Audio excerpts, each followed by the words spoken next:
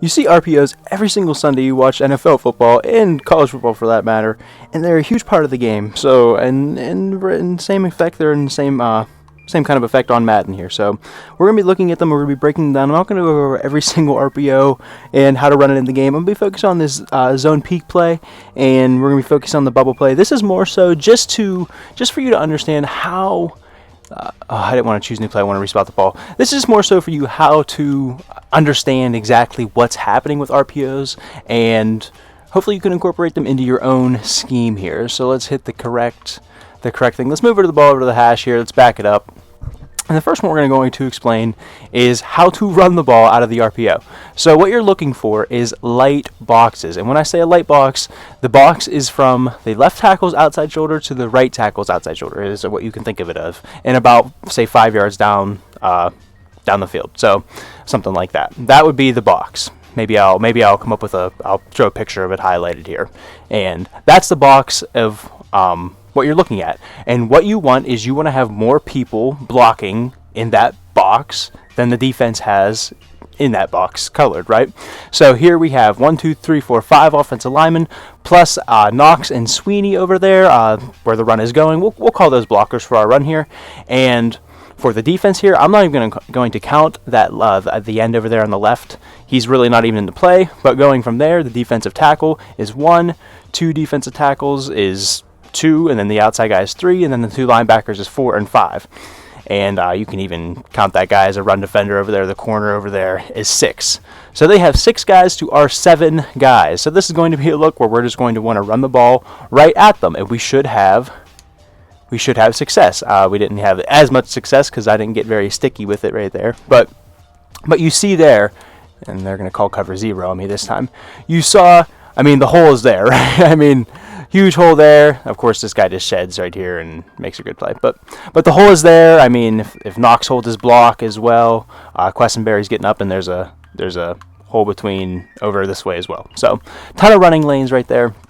And that is just simply from math on the play. So like right here, they have 3 down linemen. We'll call all of them in the play.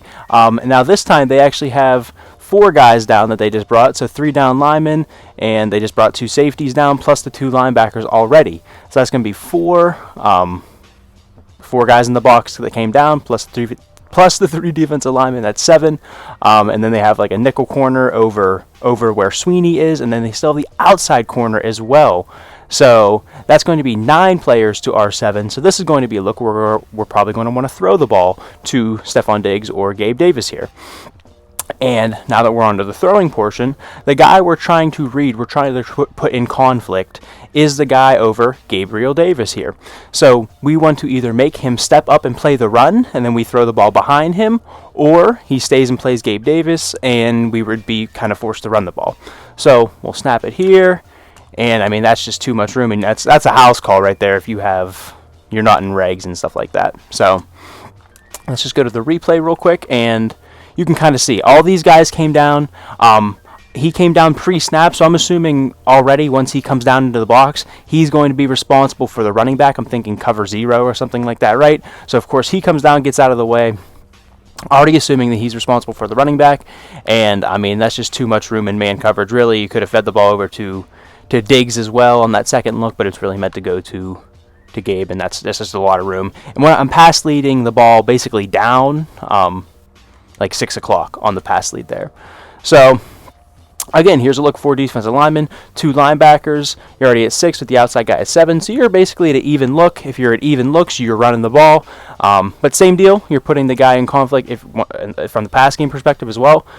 You're putting the guy that's sort of over Gabriel Davis, has inside leverage right now. You're trying to put him in conflict. If he comes down, you're going to throw the ball. If he stays with Gabe, you're going to run the ball. And unfortunately there, get some blocktions and stuff right there. So you definitely want to be set up for the run play. And of course, they're going to give us quarters there. But this is the guy we are highlighting here, right?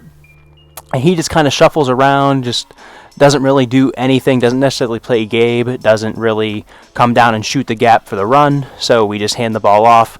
Probably would have been a pick if we were trying to throw it to Gabe there. Diggs obviously is locked up out there as well. So we just kind of forced to run the ball.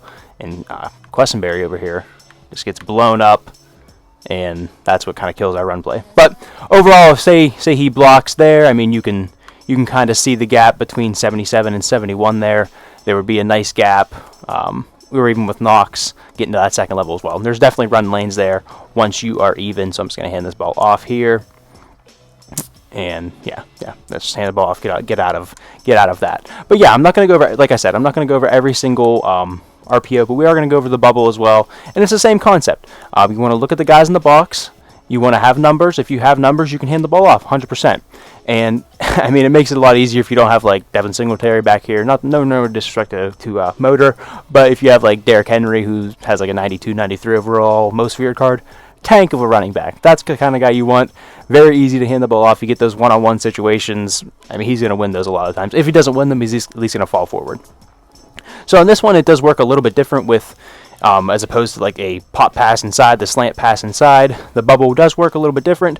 The run game stays the same as I was saying. The guys in the box, you want to count the guys in the box, do the math. I have 7 guys here. You're not always going to have 7 guys, but in this formation, I do. So I have 7 guys to that side.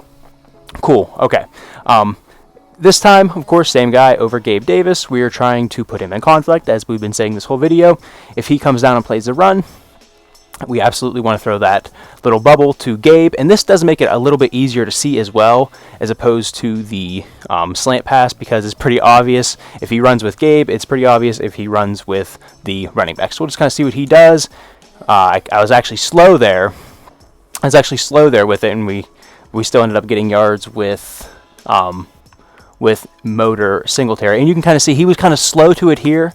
We'll kind of watch him as well. He was kind of slow. He just kind of stood there. And I probably could have thrown the ball to Gabe right here. As you can kind of see, he takes just a few steps towards Motor. I probably could have thrown it, but either way, if you ever get double A gap here, just as a pro tip here, I love running the ball against double A gap. Same deal though with the pass game.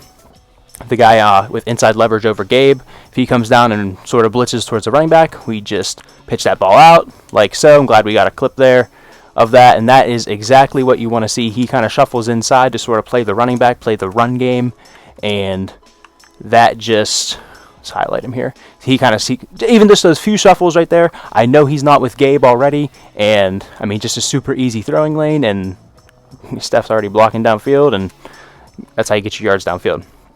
So here, this is obviously not a look we would not want to run the bubble. They have 3 over 2 over there, but in terms of the run game, they have 5 guys in the line of scrimmage plus their corner. That's only 6 to our 7. Yeah, let's run the ball and let's take advantage of those light boxes. So that's kind of the idea with the RPO game. Getting your opponent into light boxes is when you want to run the ball. And then once they kind of stack the box, you use those RPOs with the slant pass or the bubble to kind of throw it over the top of them or throw it where they aren't. So that is the basic rundown, I guess, of RPOs. I hope you guys did enjoy this video. Hope you guys can add this to your scheme. Let me know if you are. Let me know what kind of success you're having with the RPOs. If you're new to the channel, this is sort of what we do. We try to give you real football concepts, real football play designs, things like that, things that actually would work in real football against real coverages, and take them out on the field. Madden's more fun when you play it that way.